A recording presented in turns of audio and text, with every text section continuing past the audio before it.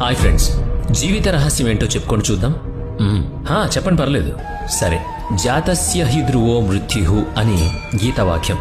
అంటే పుట్టిన వానికి మరణం తప్పదని అర్థం. ఆ వెంటనే మరణించిన వానికి పుట్టుక తప్పదని కూడా చెప్పారు. మనకు మరణం సత్యమని తెలుసుగాని మరుజన్మ గురించిన అనుభవం పూజ్యం. అయినా కానీ మనిషి తాను శాశ్వతంగా ఉండిపోవాలనుకుంటాడు. దానికోసం ఏదో ఒక మార్గం వెతుకుతూ ఉంటాడు.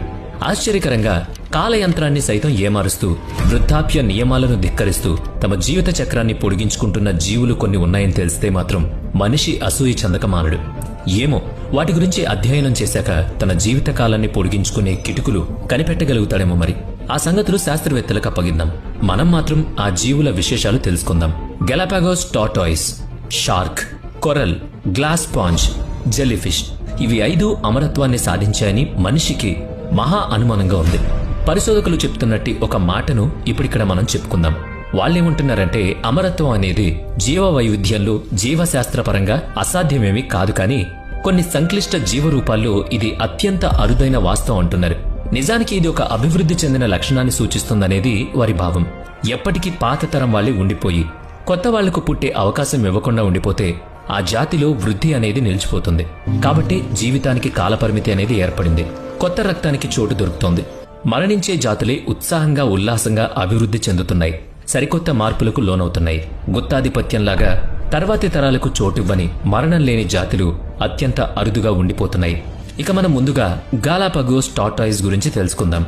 పెరూ దేశానికి వెళుతున్న పనామా బిషప్ రే థామస్ డి బెర్లాంగా నౌక 1535 మార్చి 10వ తేదీన అక్కడ నమోదు చేసిన వివరాల్లో గలాపాగోస్ దీవుల్లో భారీ తాబేళ్లు ఉన్నట్టు పేర్కొంది. దక్షిణ అమెరికాలో వాయువ్యంగా ఉన్న ఈక్వెడార్ దేశానికి చెందిన గలాపాగోస్ దీవుల సముదాయం పసిఫిక్ మహాసముద్రంలో ఉంది. సాధారణ జంతుజాలానికి ఈ దీవులు ప్రసిద్ధి. గలాపాగోస్ తాబేళ్ల సాధారణ వయోపరిమితి 100 ఏళ్లు. అయితే 150 సంవత్సరాల వరకు జీవించిన తాబేళ్లు కూడా ఇక్కడ చాలా సాధారణంగానే కనిపిస్తాయి.